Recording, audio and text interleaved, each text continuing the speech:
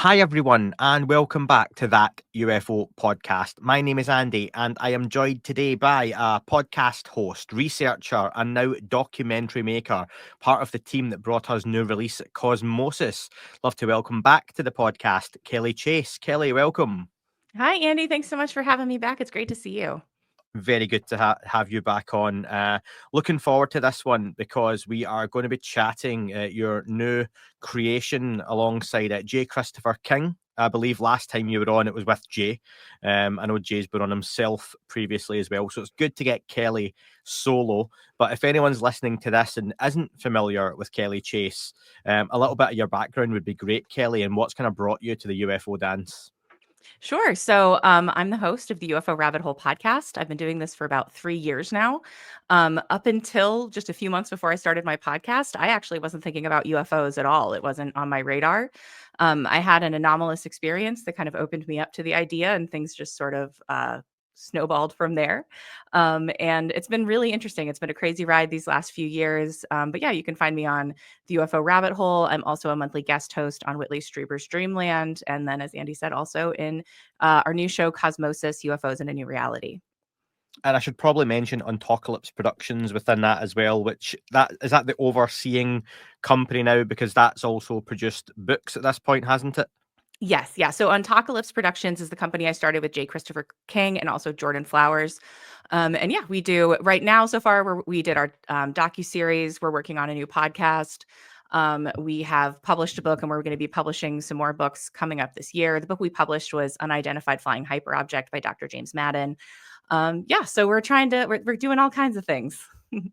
And I had Dr. James Madden on the podcast talking about that book. I can't even say when because the last kind of year has been a bit of a blur. So it could have been early last year. It could have been late. It could have been the middle. I'm going to guess middle of the year. Just do you do that yourself though, Kelly, where you look back and go, yeah, that interview was a few months ago. And then you look at the date and it was like 2022. And you're like, oh Yes. my God, that was 2 or 3 years ago I spoke to that person last. So in this world, all gets a bit crazy. And this time of year, has been wild. I suppose before we get to the documentary, the conversation will probably come up during the chat anyway.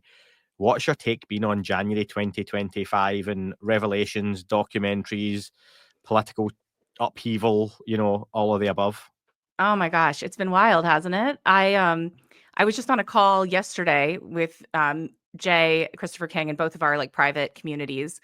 And a lot of people are asking, like, what do you think is going to come up in 2025? And I have to say that even 2 or 3 weeks ago, I think I would have had a much more clear and articulate answer about what I thought was coming up.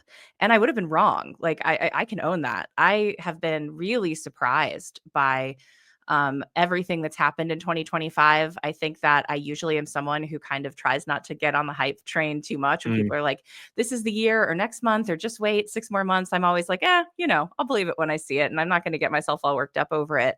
And so I had really tempered my expectations about 2025. But my gosh, like what we've seen coming out with Ross Coulthart's reporting just over the last week. And we found out that we're finally going to get that documentary that's been rumored for a long time from Dan Farah, The Age of Disclosure, which is going to premiere at South by Southwest, which is crazy. Like to see mm. that kind of, mainstream penetration is really exciting. And it seems like that documentary is really going to be pushing the envelope into areas that haven't been discussed publicly, at least not from that crowd. So, yeah, I am happy to be wrong, and I have no idea what's coming up next or where this is all headed. I feel like I'm along for the ride like everybody else, but I'm thrilled to see the ice breaking up and that like real movement is happening, even if that movement is maybe a little messy at times. I think overall it's for the best. Yeah, I'll echo what you say about the hype train and pinning years being this is the year for disclosure and the dam's about to burst and all those kind of cliched phrases we see on multiple social media accounts and channels. I like to think I temper expectations anyway, like you say, but I even hate to say this.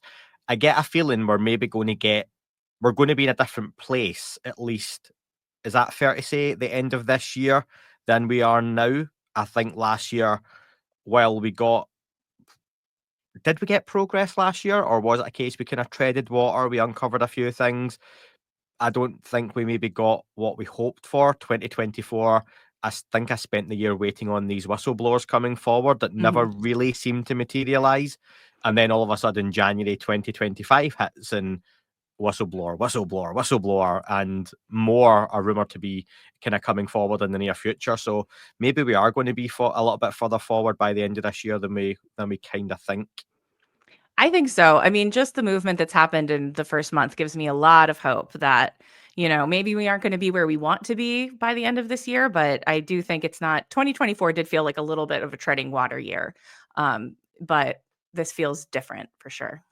Yeah, I'll make a note to go back and delete this at the end of the year, Kelly, just in case if we get Just in anything case we're wrong. wrong. Yeah, and we can just totally remove this bit and go straight into chatting about the documentary. So we can just add in here, Kelly, that so 2025, I don't see much happening. Same as yourself, yeah. Yeah, exactly. Nothing at all. Yeah, really, really, really Perfect. boring year, and we can just delete as applicable. Smart. But listen, 2025 has kicked off in a big way. There's been quite a few documentaries from late 2024 through to 2025, and I'm going to try not miss any off. We've had The Program from James Fox late in the year. We have had Investigating the Unknown Season 2 from Leslie Kane and Co. We've had UFO Revolution from Jeremy Corbell. Am I missing any off that isn't Cosmosis? Um, there was the George Knapp one. Oh, yeah. So that And even goes back a little bit, but yeah, that was there there. was even one on Investigating Alien, Netflix. There was that one on Netflix that was more about Bud Hopkins. the It's Manhattan Abduction. yeah, yeah. There's been a ton though. Like I can barely keep up. It's been crazy. It's like you all got together at the same time and went, right, let's draw straws. Which documentaries are we making now? But listen, we're going to talk about yours and Jay's creation, Cosmosis. How did this particular documentary come about? And I can't even remember if you both mentioned or teased this when we spoke last time round. Yeah, so I ended up working with J. Christopher King and Jordan Flowers. It came out of a meeting that like a bunch of people came together at Jordan's house back in the I want to say the fall of 2023 or 2024. Everything goes very fast. And it was just people kind of coming together. It must have been 2023 because it was right after the Grush article came out. And it was just a bunch of people in the field who were getting together to say, like, how do we help? Like, what do we do next? How do we contribute to this conversation? And the three of us just felt like we had a lot in common and that we had sort of a similar vision. And so we're like, hey, let's just do a little project together. And so we started the company and quickly got far more ambitious than just a little project. We ended up raising 125 grand to create this project.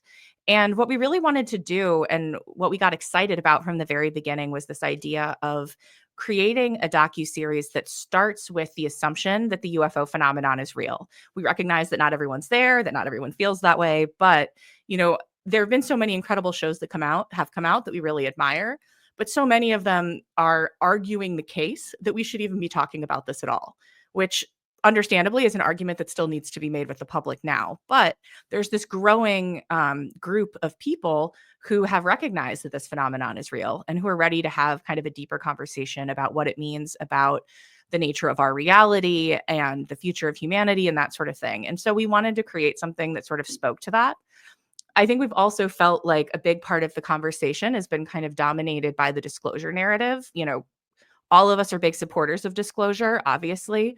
And it's something that we really think should happen. But at the same time, in some ways, like disclosure has really closed the aperture on what we're allowed to talk about. Like they've kind of led with the craft and with the tech, and they haven't wanted to go further with that for reasons that are understandable. But once again, there are a lot of people who are ready to have a bigger conversation. And so we decided, kind of inspired by conversations that we were having within our private communities, to create something that was kind of for that audience, for the people who are ready for that. So yeah, we just moved forward, and we didn't it was a bigger project than we ever thought it would be. I think, if when we got into it, we had no idea what we were doing or what we were up against, but I'm really, really proud with how we stuck through it and how we delivered. And I'm really proud of the final product. Quick one. Who created your opening visuals and title sequence? Oh, thank you. Yeah, that was a combination of people. So Jay was obviously overseeing that as the director. Our video editor, Zev Deans, who's a guy who's a relatively well-known music video director, actually, edited the whole series, but contributed to that. And then there were two other guys, and I'm going to forget one of their names. Alfie. There's a guy named Alfie Dwyer who is a really talented artist who contributed to that as well. He's done really interesting things, including like he's done some of the background visuals for like Aphex Twin, like on stage background visuals and that sort of thing. So it was just a collaboration of people who came together to create something really special just because they really believed in the project and believed in us. And we're so grateful because I think it really has some visual impact. Yeah, I liked it because I think there are so many documentaries that no doubt were made with far bigger budgets than yours from mainstream stations, channels, and networks. But they all have a relatively similar theme. But it's the UFO topic, so you know it's going to have certain things. I liked it because it reminded me of shows like The Leftovers and those kind of drama, little edge of sci-fi to it, Fringe, and it's got that kind of cool music. It wasn't cheesy. And like you say, I love the visuals on it. So very well done. Because I think straight away it wasn't, oh, look, there's the gimbal, there's the tic tac, there's the same faces, the same clips, the same names. So kudos to whoever put that together. Like you say, mentioning all those names, that was really well done. And for me, it made me breathe a little sigh of relief of a little bit of thoughts already gone into this that's not your usual documentary. So I appreciated that, and I'm sure Oh, thank others you. will as well. So the series, like you say, it's covering 3 episodes: the UFO rabbit hole, secret potential, and hidden realms. Do you want to talk us through the kind of outline of those 3 episodes and what the thinking is of? Because it seems to be a little bit of a progression as the episodes go on, as the conversation evolves. Absolutely. So the first episode, the UFO rabbit hole, I may have named it after my podcast. Yeah, I thought Um, that was a selfish one from you. Yeah, but yeah, fair enough. they let me get away with it, so it's fine. But with that one, we really just sort of wanted to introduce the rabbit hole, like the fact that like how far does this go and how complicated is it? Because although we were creating it hopefully for a kind of more initiated and more advanced audience, we also kind of were thinking about how do we skate to where the puck is going, and we think that more and more people are going to be coming to this, so we couldn't like completely there still had to be an on ramp for people who were newer. And so, we cut the whole thing down into like 15 minutes of kind of, the 2017 article and David Grush and all of that just to get people caught up. But after that, we really kind of shifted gears and started talking about the rest of it. We had never seen in any other kind of video media somebody breaking down the different hypotheses for what this could be. And so we really wanted to do that in a very thoughtful way because so many newer people, as you know, who come to this subject kind of automatically think extraterrestrials. But obviously, what we're dealing with could potentially be much more complicated than that. And then from there, we ended with an experiencer story from somebody who's kind of like really outside of the realm of the UFO world. We started with the story of Mario Woods, obviously like a very classic military case. Mario is incredible, and we told his story throughout the whole series. But we wanted to juxtapose him with somebody who was, so we had this like very clear like military case, classic, very well supported and documented, and then one from somebody who was kind of outside of that world, because we thought it was important to like compare and contrast the two. In the second episode, Secret Potential, we really wanted to talk about the secrecy itself, kind of the mechanism of it and where it comes from. But we wanted to talk about the secrecy from in a way that it maybe hasn't been spoken about before, which is really talking about the human cost of that secrecy. Like, what does it do to somebody like Mario Woods, who has this encounter and then is told that he's never allowed to talk about it, like that this is something that he has to keep quiet, and he was shipped overseas, and his marriage fell apart, and like all these things happened as a result of like him just showing up to work and seeing something he wasn't supposed to see.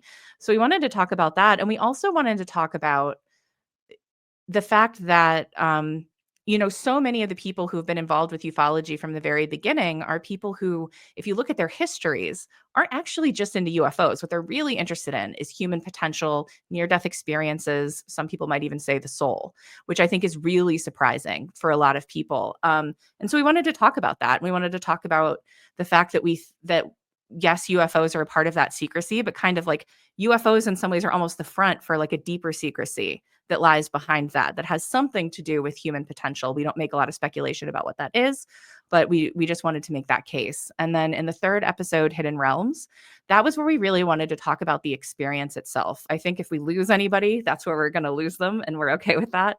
We really wanted to go deep with, like, what is it like to actually have one of these experiences? What makes it so hard to tell experience or stories? Like, why are they so complex, and what do those complexities look like? And kind of make the case that that there's a lot of data and information to be mined out of those experiences if we're able to bring kind of coherent frameworks to them that help us analyze what's going on. And so we made the case for that as well. So that's kind of the basic arc of the show. Do you feel it's almost in a way like the Squid Game of UFO documentaries, where after each episode you're going, okay, are you still with us?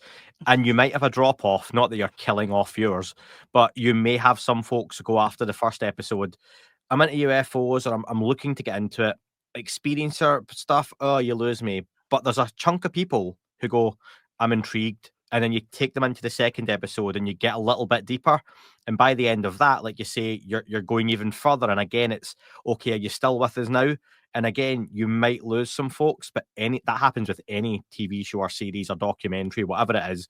But you're prepared for that, and you're just bringing more people on that journey to get to an end point of, this is where this conversation for you, for J. Christopher King, for Michael Masters, Diana Pasulka, Whitley Strieber, and anyone else involved, is like, this is where this conversation naturally has to go. Yeah, absolutely. That's a great observation. And we actually made the decision near the end of production before we released it. We actually, 2 and 3, when we were working on it, were reversed. But after we really got done looking at it and we sat down and watched all the episodes together, we were like, we are going to lose so many people if we put 3 in the second position. So we flipped it because we thought it would make it like a little bit more accessible, and we didn't want to totally lose people along the way. But you always lose people, and that's okay. That's all right. God, yeah.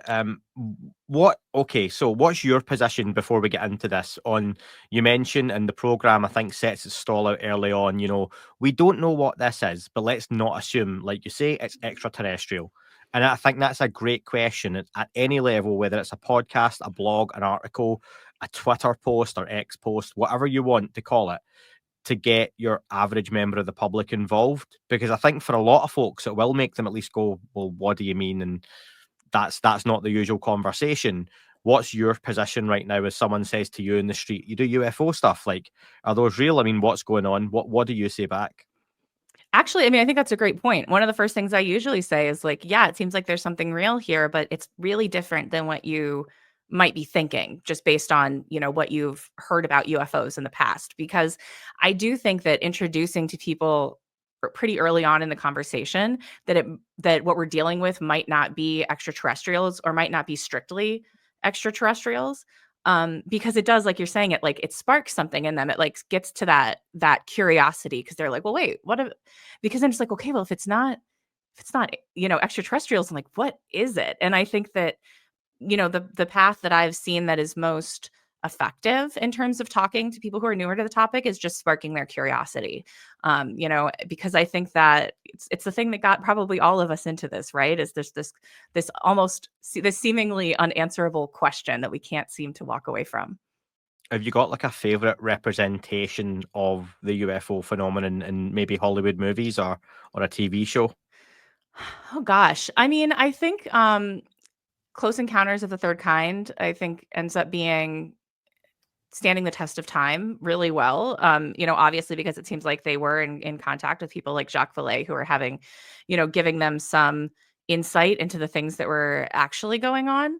That one's probably my favorite.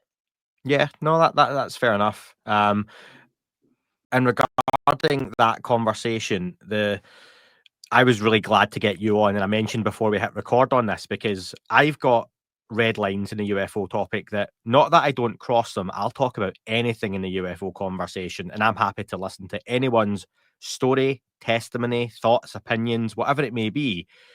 I'll choose myself whether or not to believe it or go down that route. And sometimes, depending on the argument, the point, the opinion, my own opinion can change. And I like to think it's fluid and malleable. And that's probably a healthy place, I think, for anyone to be, that you're not got, this is what it is, and this is what I think, and that's never going to change.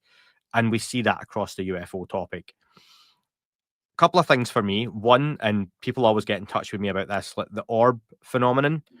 I don't doubt it's real. There are aspects to it. My issue with it are most videos that I recall ever seeing or being sent are either small points of light that don't do anything discernibly interesting, or it looks like dust on a ring doorbell and people want to see something that's not necessarily there. There are some exceptions. The other element of this is the experiencer conversation being something the public's ready for. And this is why I was excited to get you on, as well as talking about Cosmosis, Kelly. So to go into that element of it, because the show really digs into that experiencer conversation, stripping it back to basics, what is an experiencer in your eyes, Kelly? That's actually a really good question, and one that's hard to answer. Like, because I think it's kind of become a catch-all term for anyone who has had some kind of an anomalous experience. And I would actually go a little further with that definition. And I would say it's anyone who identifies themselves as having had an anomalous experience, because the thing that I found in my own journey and also in talking to so many other people is I think that if you really step back and like ask someone or ask yourself, like, have you ever had an anomalous experience, that like a lot of people will say no. But if you ask them, has anything ever happened to you that you can't explain?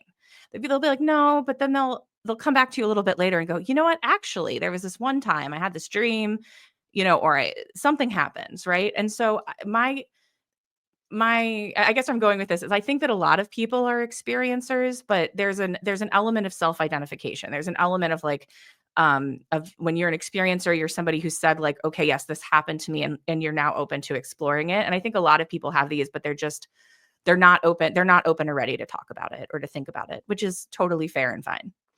Yeah, I think when I hear experiencer, I've tried to go down some levels with it, because one, the immediate goes to you've been part of an abduction experience or a real close encounter.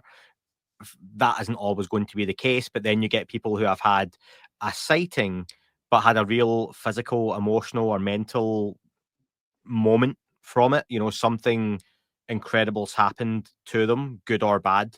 Um, I've had guests and listeners particularly come on some of the shows, and they may have just had a sighting. Like myself, I wouldn't say I'm an experiencer, because I don't think, as incredible as the sighting was, I don't think it was like profound on me. It didn't change my life, change my thinking. And I was into UFOs as a kid anyway. So I saw this thing and it was like, oh my God.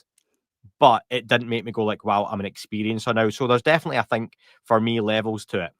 But Sure. the experiencer conversation, I think, and I've said before, and this is what I want to discuss a bit of detail, the public generally aren't ready for that. And the way I frame that is, if you sit, I'll let you pick, Kelly, pick a big name who would be on TV quite a lot discussing UFOs right now. Um, how about Lou Elizondo? Cool. Lou Elizondo, probably who I went for as well. Yeah. If he sits on AN network, and no matter what country it is, and talks about the UFO phenomenon, no matter how serious he's being and how high level, he can still get smirks. And, depending on the newsreader, we've all seen them and the way the show is presented. But even when he does his very best job, you can get that nuts and bolts conversation to a point. If Lou then starts to talk about an abduction experience or cattle mutilations or, I don't know, interdimensional beings, even certain terminology that goes away from the public's basic understanding, I think you can really lose people. And that's not because I don't think the conversation is merited. I just think there's a missing link between the conversation now, where it's going to go. There's just this bridge in the middle that I honestly don't know at the minute. And I'd love your take on this, is how do you get there, rather than just say, which I see a lot online, people are ready for it, because just in a comment section on any video you go on, or news report, or online social media, some are, some aren't. And I think if you even just go to the general public, as a society, we aren't ready for that. There seems to be a missing piece in the middle, and I want your take on that. Sure. No, I think and I really appreciate your take. And I actually think there are a lot of places where we're aligned. So, for instance, I come from the marketing world, and in the marketing world, we talk about funnels. Like if you're trying to reach somebody and you want them to be like a customer, you want them to buy your thing, you have to reach out to people from a wide audience at the top, and then slowly people trickle down, and then the people who are the right customer, the people who actually really want your thing and value your thing, will come out the other end. But you have at each stage of that funnel coming down, different kinds of conversations that you should be having. And so I actually completely agree with you that like if Lou Elizondo is going to go on like CNN or whatever, that if holding something back and talking more towards the sort of like materialist side of this and the nuts and bolts side of it, if that makes it easier and sparks a question without scaring people in like a larger audience, I think that is a smart strategy. And I totally get that. I think that, though, like the further we kind of get down and get into sort of like the ecosystem of the UFO community, and all of us serve different purposes. And I think that's really great. You know what I mean? Like when I started my podcast, I asked myself, like, do we need another UFO podcast? And the only reason I said yes was because I looked at what like you were doing and other people were doing. And I was like, I'm going to do something that's a little bit different because you're already nailing what you're doing. We don't need another that UFO podcast. You're killing it. You know what I mean?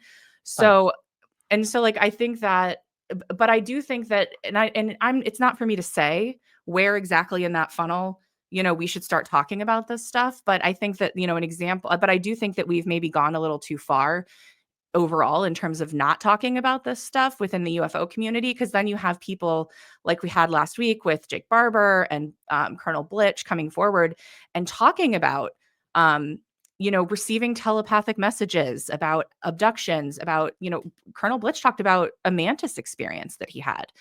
And there I saw a lot of people who I know are who are deep thinkers, who I know have done a ton of research and who I consider to be very smart, who were really turned off by them saying that. Because even within our UFO community, people have been avoiding, they've read all the nuts and bolts stuff, but they haven't necessarily read like Mac and Bud Hopkins and David Jacobs and, Whitley Strieber, or, all of these people. And, the reason that I don't usually get into stuff on Twitter, but I did speak up this time was just because I saw people saying things like, anytime somebody says they're like receiving telepathic messages, that like we should be questioning them.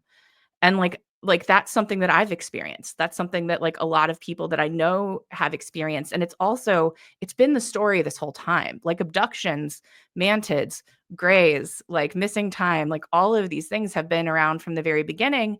And I worry that like that we go so far in trying not to scare people at the top of the funnel, that in somewhere in the middle of the funnel, that we're going to lose people who have put a lot of time and energy and thinking into this, and then are like, oh, this isn't what I thought it was at all. And then they have a really negative reaction. And so I guess I don't really know what the right answer is, but I think that like it's time for us to start evolving the conversation more towards the experiencer side where we can. Do you think then almost it's more the current approach, which is very government bureaucracy, politically led, even with the Jake Barber stuff, it's coming from a point of view of, here is a video we've managed to get hold of. Jake was part of a UAP crash retrieval team that was led by an aspect of the military, the Air Force, private contractors involved. It's still all very, I'm just going to put government as a really lazy umbrella Sure. to put all that under. Maybe from that point of view, you can't get a good approach to start bringing in the experiencer conversation just because of the starting point. And is there almost another approach needed where you kind of go, yeah, that's that thing that's happening over there, but you take it back a step to somewhere else? I mean, I think the ideal for that would be a 2025 Phoenix Lights-esque sighting where you could get the public, and I don't mean the drones in New Jersey, Mhm. whatever they are, right? And that's not aimed at you. That's just the folks are going to be like, oh, the drones, right? The things in New Jersey. but a genuine, real wow sighting to happen where almost immediately then I think you can bring in, listen, these things are real. You have all seen them now. Here's some other things you have to start looking at. And I think that's almost like a cheat code to bring in that conversation. I don't know. I'm literally just making stuff up now. But I feel almost, is there a different approach needed to get the public to that point? Yeah, I mean, listen, if something like that happened, it would certainly solve a lot of our problems in this arena, right? It would absolutely help. Um, I, I really do agree with you, though. There's some kind of a different approach that's needed, and not to shamelessly plug the documentary, but like that was sort of what we're trying to do at Ontocalypse. Is that I've said it recently, and um, you know, some people have been okay with it, some people haven't, but that's fine. Which is that like I think that in some ways ufology needs to be saved from disclosure. Like, I absolutely support disclosure. I think it should happen. I think that demanding transparency from our government is the right thing to do under really any circumstances. And so I think that's important. But, like what you're talking about, like it's a different process. There are different steps that need to happen for us to get this in front of the larger public, to get Congress to take it seriously, all of the above.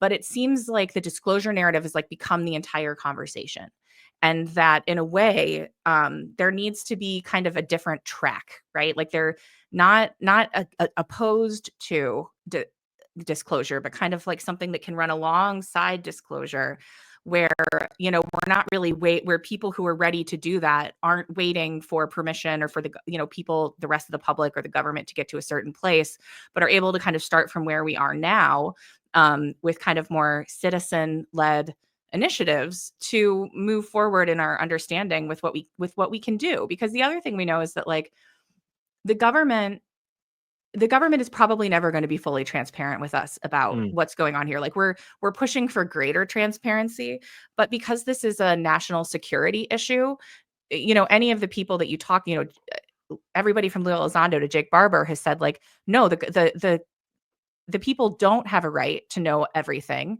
and it's because of national security concerns. It's because it would be literally dangerous for certain information to get out, which I think is like totally fair. That's what we pay those people for. That's why we created those positions.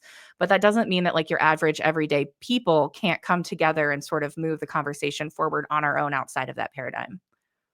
Yeah, James Madden says, I've got written down here a little bit later, it may even be episode 3, I'm not sure, that during the disclosure process, disinformation will likely get worse and worse before things get better.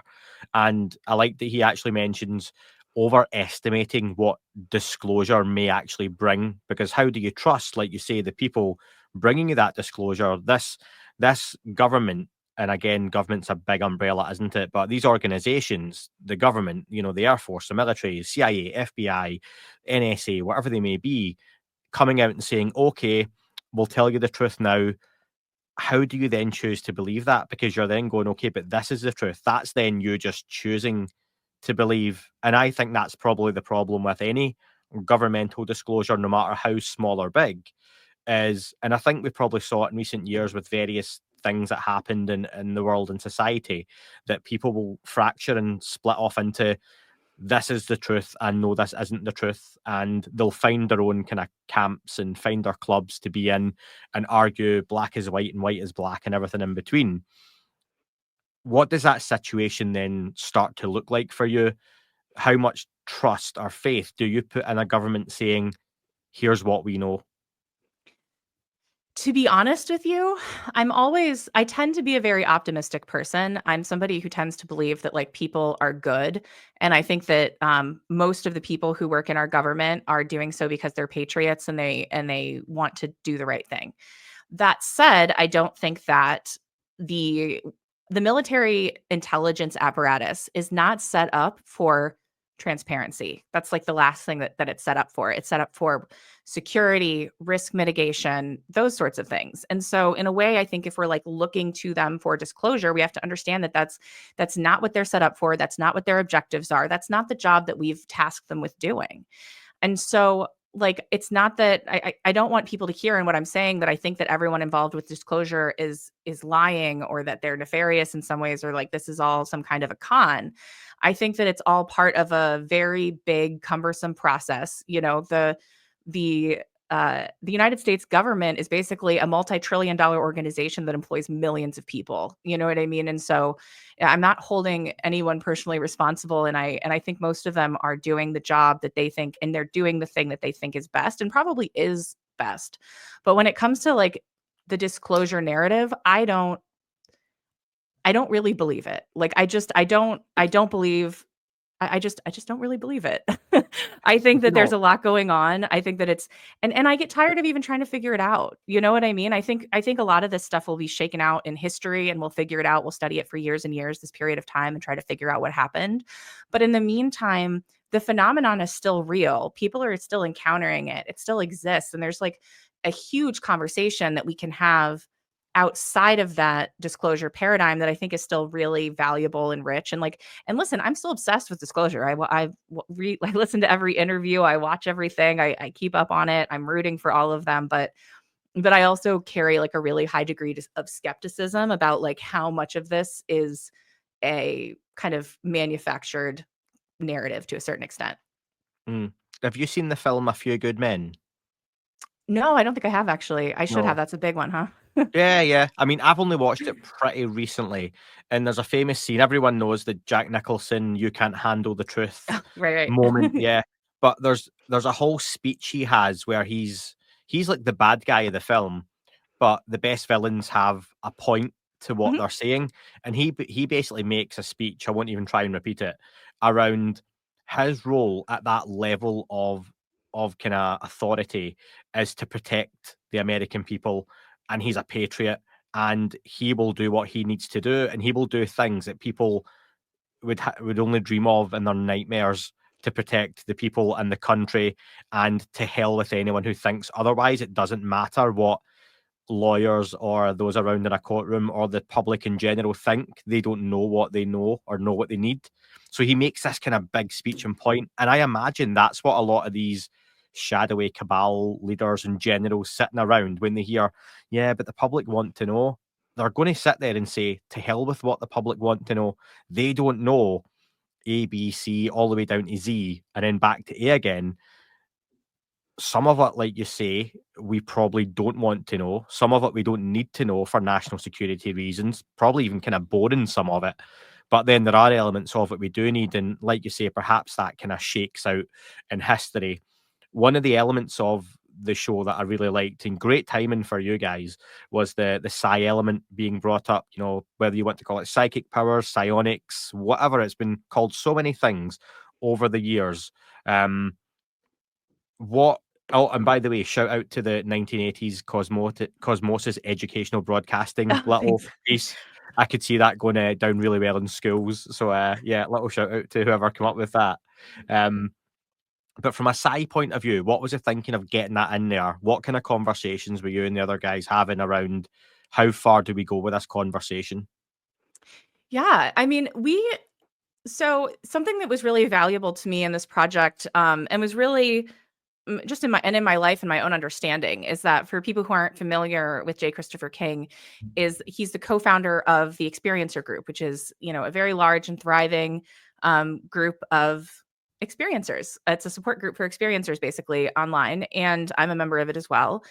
And I think that that has really helped me because when I came into all of this just 3 years ago, I wasn't ready to have these conversations either. I really didn't know what I thought about abductions, and I was skeptical of them.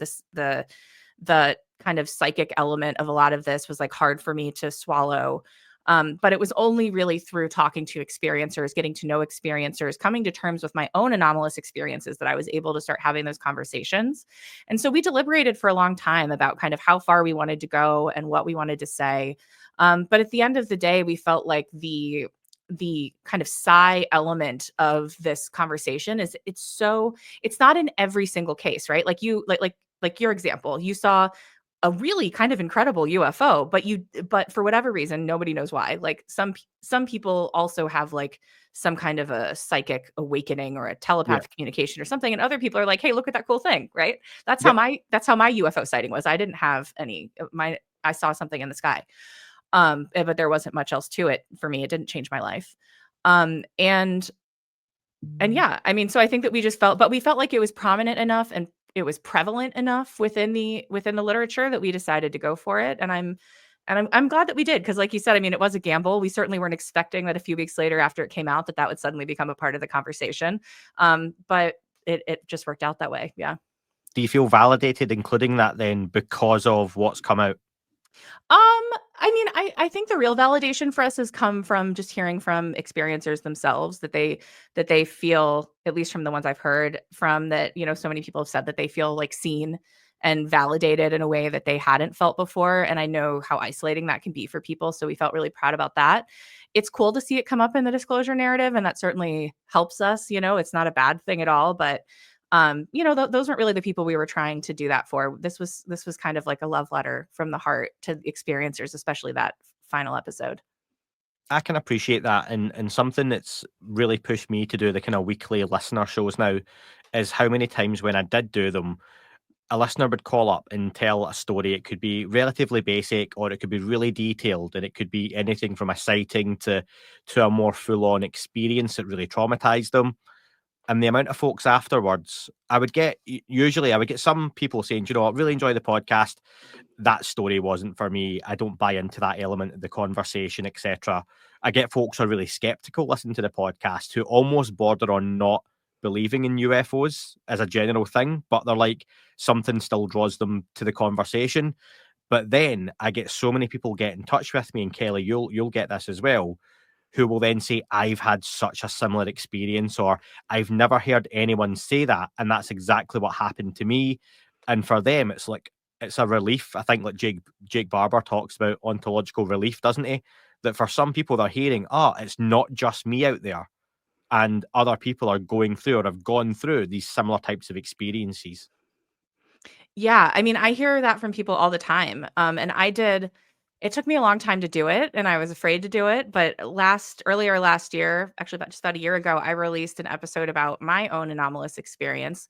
And and I was really afraid to do it. Like, I was really afraid to come out because it was so weird and it didn't fit into any particular narrative. And it was just like, and I didn't know how to tell the story for a long time. And then when I finally did it and I pressed go and I was like, all right, we're publishing. And over the next week, I got literally hundreds of messages from people saying, like, oh my gosh, the exact same thing happened to me. Or something very similar happened to me. And like, that was helpful for them. It was helpful for me because, like, right after I had my anomalous experience, the first thing I did was cry uncontrollably because I felt so afraid. I was like, how am I going to tell this to my fiance, now husband? Like, how am I going to tell my friends and family? How am I going to I felt like I was different so quickly and just like immediately in the wake of that like, and it's been a really healing experience over time to find a lot of other people have gone through the same thing. How do you discern personally? And this is such a delicate aspect of the UFO topic, I think, whether it's experiencers getting in touch, people with nuts and bolts sightings, people with genuine questions, people with a genuine curiosity or genuine testimony, and filter out people who are either lying. You know, we hear about disinformation, or people who may be suffering from a delusion or a mental illness. Do you have any barometer for it, or is it you just have to take it? And the way I probably have to approach it is you take it at face value, and there's not a lot more you can do from there. Yeah, it's really tricky, isn't it? Like, there's no way to really confirm somebody else's subjective experience. And so in some ways I feel like we we're doing ourselves a disservice, and we're just kind of wasting time trying to spend too much time on that, which isn't to say that like I don't think you should just like outright believe every experience or story you hear either. But I think that the best approach is really just to listen, and to listen like with an open mind and judgmentally, and to just not assign a truth value to it. Just be like, this is a story, this is information. And I think the more of those that you listen to, the easier it becomes to kind of see, like, there are certain stories now that I hear it, I'm like, I just believe that person because I've heard that same thing like so many times from other people, some weird detail that makes me feel like, but once again, I don't know. And I've Mm. also been really humbled over the last year in terms of, I just put out an episode in December And I'm just in an interview on Dreamland that I think is going to come out later this week with a guy named Tom Matt, who I met. And he had this crazy psi ability that he calls upsight, where it's basically, it's a long story, but it's like this holographic overlay over his reality that he says came to him after he had this like drug induced psychosis, like mental breakdown. And as much as I liked Tom, it was like really hard for me to believe that. I had never heard anything like it before. It was so challenging. And the fact that he had these like mental health issues in his past made it really easy to say, like, well, this is just sort of a continuation of that psychosis. But then he went to the Institute of Noetic Sciences under a team under Dean Radin, and they were able to test him for a full week in a lab. And they're about to release a peer-reviewed article that shows it doesn't prove that he has upsight, but it proves that there is an anomalous brain state that occurs that is different from just like imagination or hallucination when he is seeing these holographic images in his environment. And so, like, I have been deeply humbled. And so I try to just keep an open mind, because a lot of times my barometer for what I think is right or wrong, I find out later. I'm like, man, I just wasn't ready to hear it. But it turns out that's real, you know? Yeah, when you mentioned my own sighting from being a kid, I always try and think back to that. So whenever I hear someone else's story, I think if someone told me that sighting that I had and that I had never experienced it, I'd probably go, "That sounds ridiculous," and it was, but I saw it, and it is what it is. So I have to give that same courtesy to everyone else, that no matter how extreme I think it is, maybe it did happen. And I think that's the way I treat a lot of the subject now, and it's a lot of what ifs and, "Oh, okay, that's a pretty interesting concept." I've just started watching the movie The 13th Floor because it was recommended to me so many times. I don't know if you ever saw it, but I it did a long time ago. Yeah. came out in '99, the same time as The Matrix, Hmm. which I think is probably the issue, that The Matrix went on to be a big hit sci-fi, seemed to have a bigger budget and big stars in it. This doesn't really, but it's a really interesting concept. And it's all about folks who might not have heard of it, simulation and plugging into a system that takes you to 1930s Los Angeles for a reason. I'm only halfway through the film. I won't spoil anything, but you can see already the Matrix had the whole plugging into the real world and unplugging for the real world, plugging into the Matrix, this computer simulation. Who's to say? And I wonder, is that a potential route for getting into those broader conversations with the public, where you really need, and this is so difficult, mainstream science to start to find things like anomalous brainwave pattern? I'm going to say that so unscientifically, but people like a Gary Nolan Hmm. who are starting to study parts of the brain and say, actually, there are these states, actually, there are these materials, actually, these things happen when.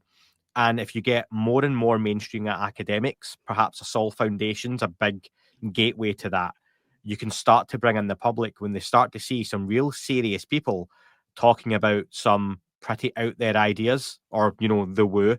And that's something I want to ask about in a second, that word. But that perhaps brings in the public as more and more mainstream academia begin to get on board with, perhaps there is other realities and dream states are a thing. And, before I waffle, Kelly, come in and stop me. No, absolutely. I mean, I think that's a great point. And I'm excited because it seems like it is happening, right? Like, we have organizations like the Galileo Project and the Soul Foundation. I think we owe a real debt of gratitude to people within academia who've been willing to um do this, even without, having that kind of backing of sort of consensus reality, that they've been Mm. willing to kind of strike out beyond the bounds of what is considered to be possible or impossible. And I think that we're starting to see that. I think we're at the very, very beginning of it, but I'm really excited about what the next few decades are going to have in store for us, because, I really do believe that the UFO phenomenon is a part of our reality. And if it's a part of our reality, then it is something that, like, at some point, our science is going to be able to say a lot more about it than we're able to say about it now. Acknowledging that it's there and just starting to do the work is a huge step to that. And, a big boundary to that, which I think is starting to be overcome slowly but surely in various ways, is just the funding of it, because it's hard to get funding for something that the majority of people think is impossible. But, slowly but surely, I think we're getting there, and eventually it'll start to snowball. And I'm really excited to see what that's going to look like for us. I meant to ask you this earlier, but what is your take on that word woo? Because I feel there's this conversation of we've got the nuts and bolts and the woo. Do you feel that's a dirty or disrespectful word for what it's trying to say? Um, I mean, I think it's certainly used in that way. It doesn't bother me personally, just because I used to use it, and I did used to use it in a kind of derogatory way. And so when I hear somebody say it and I hear somebody say it in a derogatory way, it doesn't maybe trigger me as much because I'm just like, I understand that like I used to also think that way, and that it was only as a result of like some very strange things happening to me that I started to see things differently. It wasn't like I was so smart that I figured out that, like it was kind of Yeah. by luck. And so like it's hard for me to really like get mad at somebody about it. It Um, seems stigmatized itself now, and I don't yeah. use it in a derogatory way. I'd be stupid to doing this, but for me, it just encapsulates that everything else. You've got nuts and bolts, which are little green men, flying saucers, physical craft, beings, and then this other, which is different dimensions, spirits, consciousness. You know, that Mario Wood story. I ask myself, why does this huge ball like sun bright object appear? Why that size? What's the purpose of that? And those are all questions that you could speculate until the cows come home. But it's just like it's so nonsensical a Yeah. thing for what it is, almost like a little flying saucer or craft, a triangular object over a nuclear site. Yeah, okay, that's wild, but okay, a massive glowing orb the size of a Walmart or whatever the descriptor is used for it.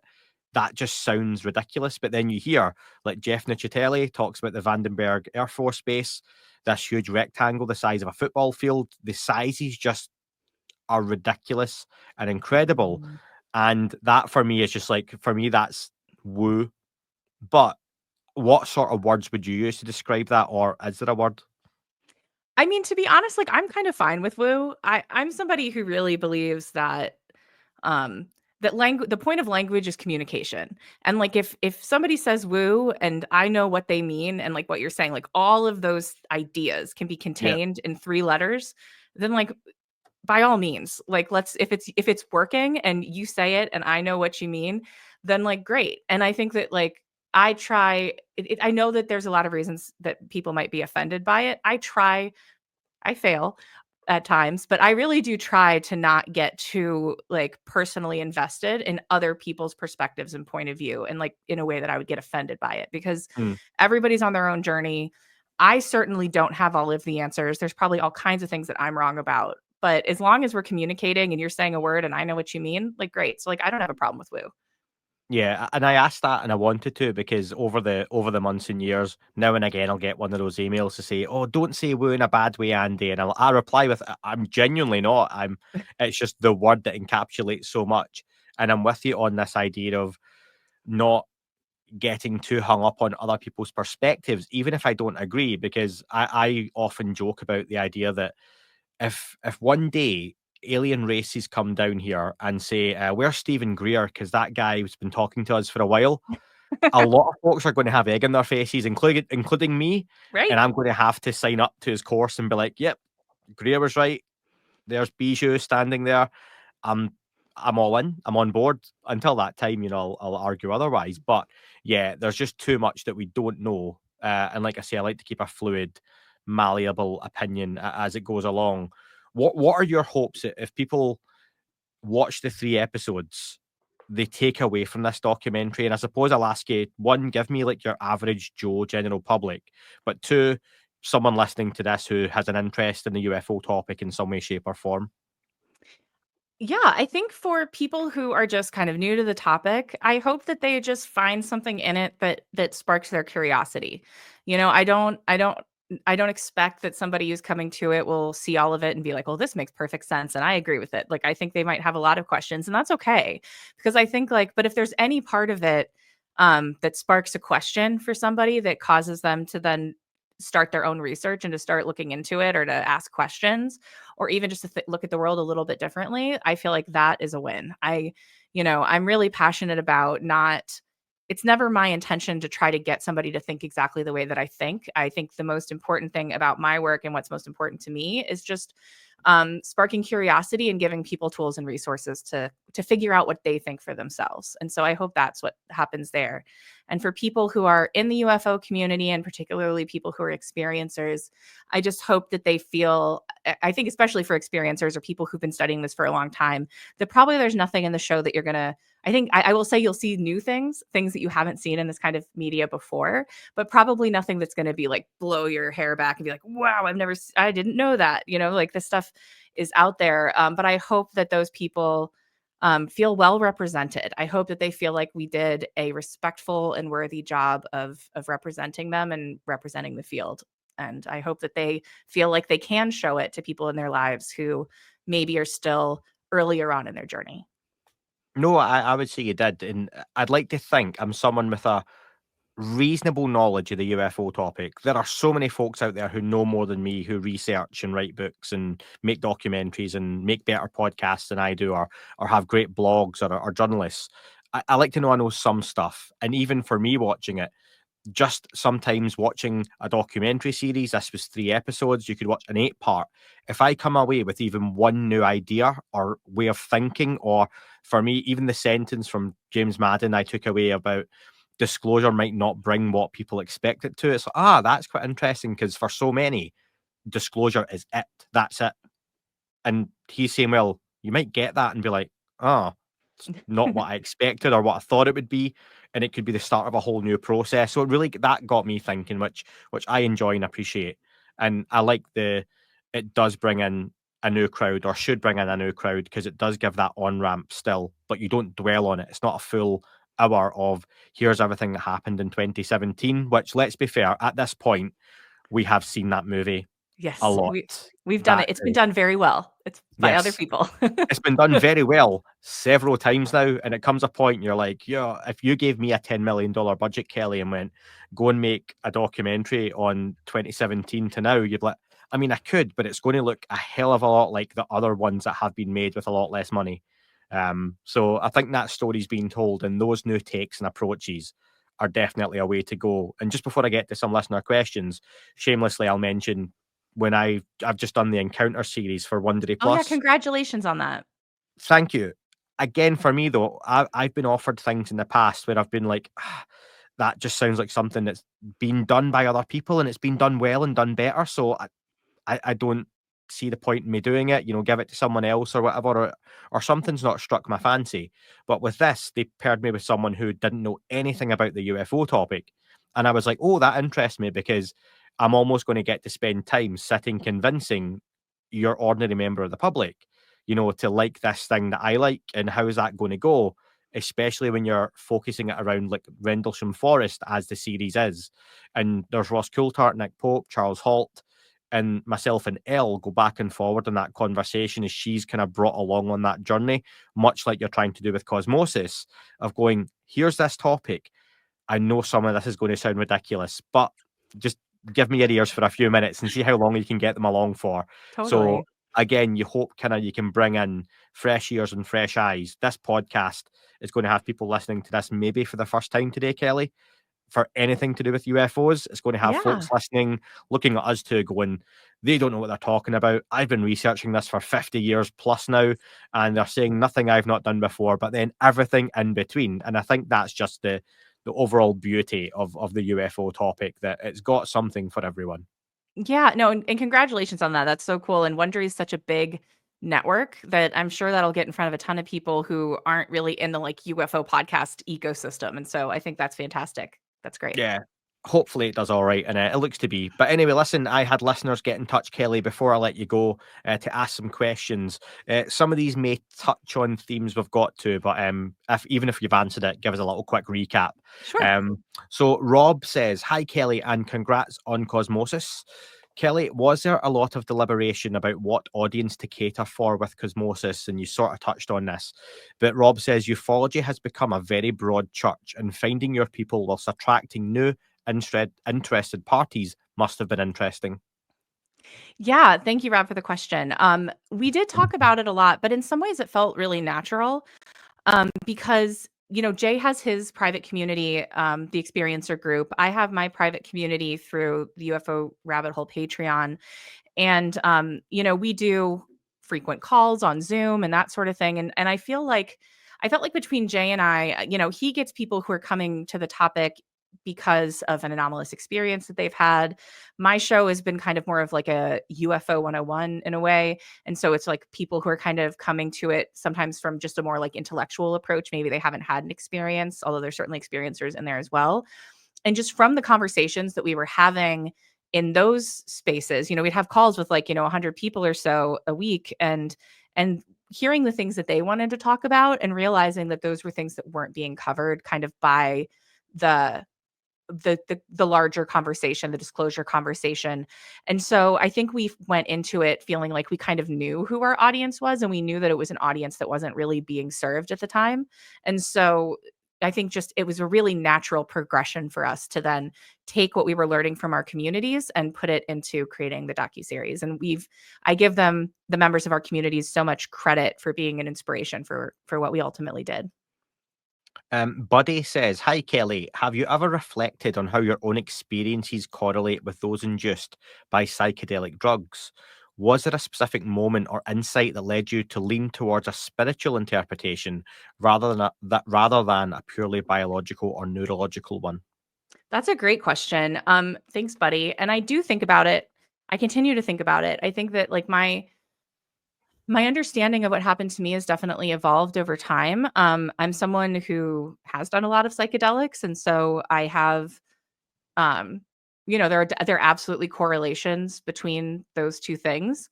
I actually strangely haven't done psychedelics since I had my experience, because like there's a part of me that's like I feel like still like I have dismantled reality enough for right now, and I'm processing through it, and maybe someday in the future I'll be ready to like blow my brain wide open again, but like right now I'm just trying to like process what I've already gone through. um I think that the reason that I have expressed it as a spiritual experience, because like with just the culturally available terms and frameworks that are there, I think it's the closest thing that I can compare it to, because it was something that made me think more about God, frankly, that made me think more about whether or not I have a soul and what I think happens after we die, and that and so for me it's easier for me to call it spiritual.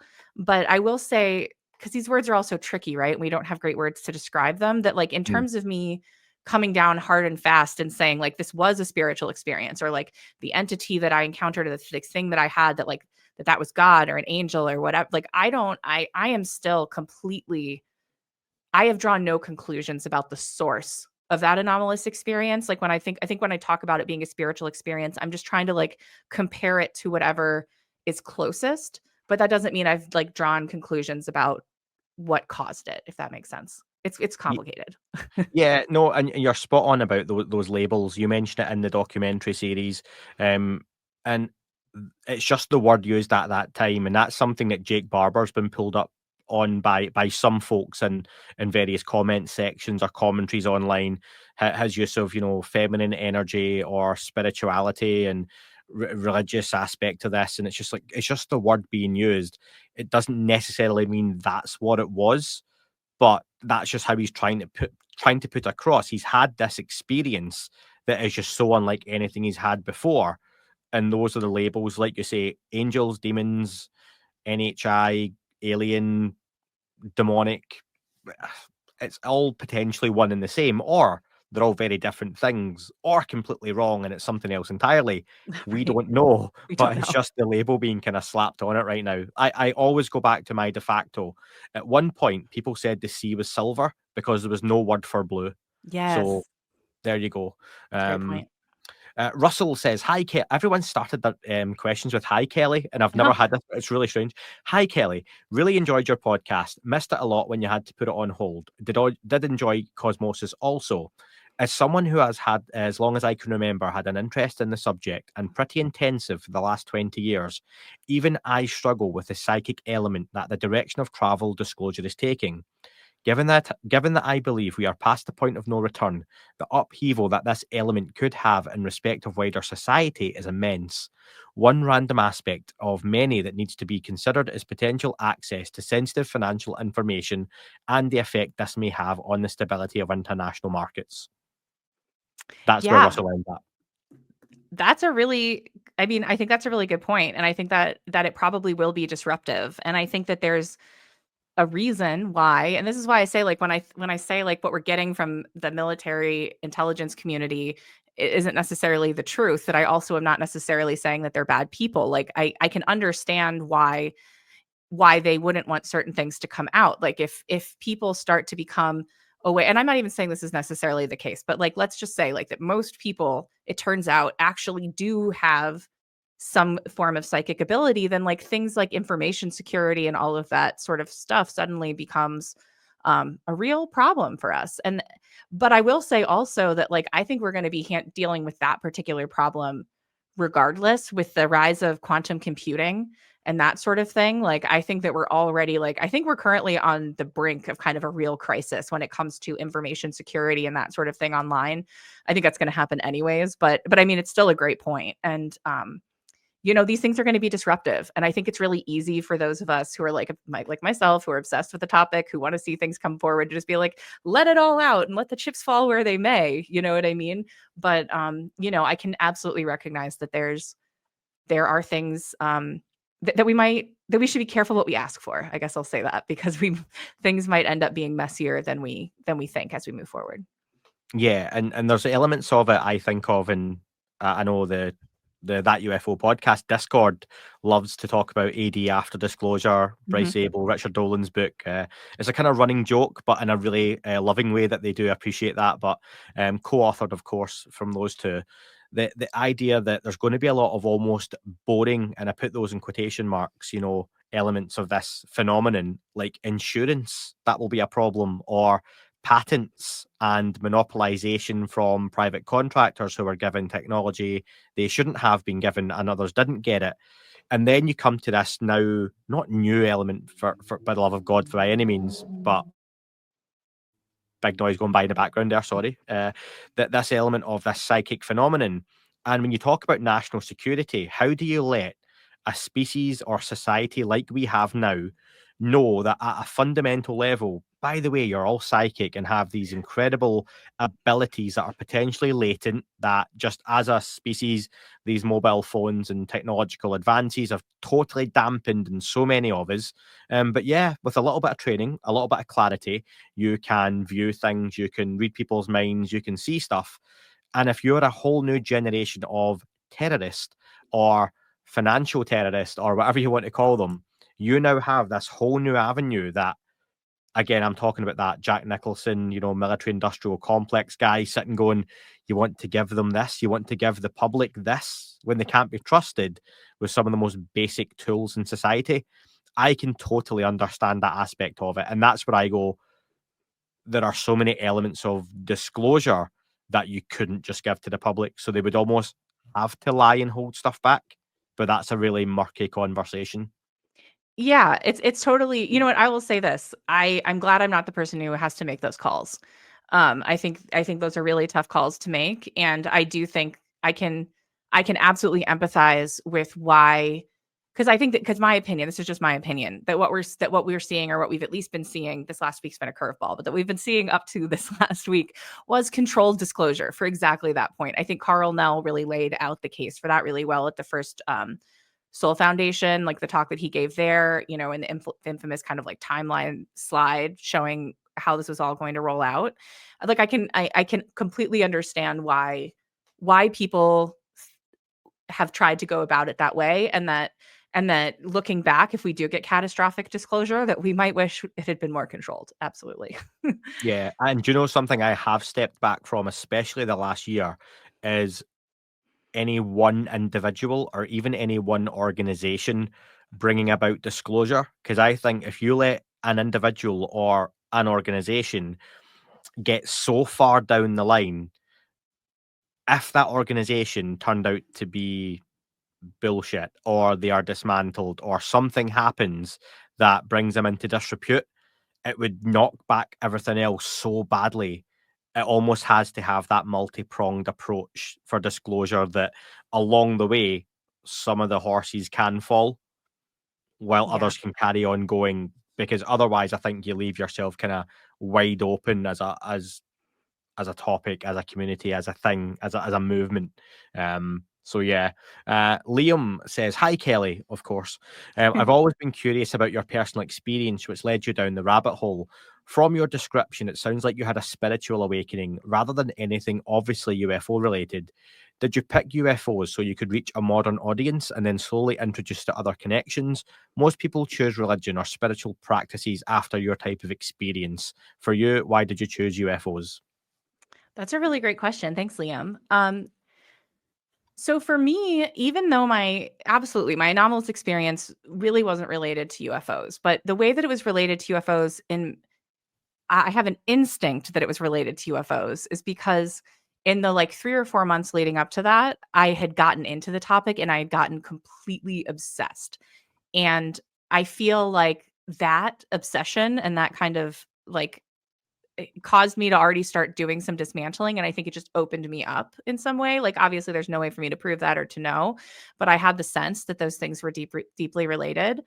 And I did the podcast because, frankly, and I don't talk about this a ton, but as a part of that anomalous experience, I was kind of shown that that was something that I should do, and that it was something that I could be helpful with in terms of where everything was going, and so I did that. But I also, I do kind of make the joke all the time that like the UFO rabbit hole is kind of like a UFO podcast that where I never talk about UFOs. Like everything that I talk about is kind of like related to UFOs. It's tangential to UFOs. It's kind of in the lore of UFOs. But the further I went down that rabbit hole, the more I was talking about kind of related topics. I'm rarely talking about like a particular case where, like Rendlesham or, any of the many amazing cases that are out there. It ends up being about something else. And I do think that UFOs can be, among other things, a really good gateway into the weird. I Mm, think that the fact that it does seem that at least sometimes they are physical craft,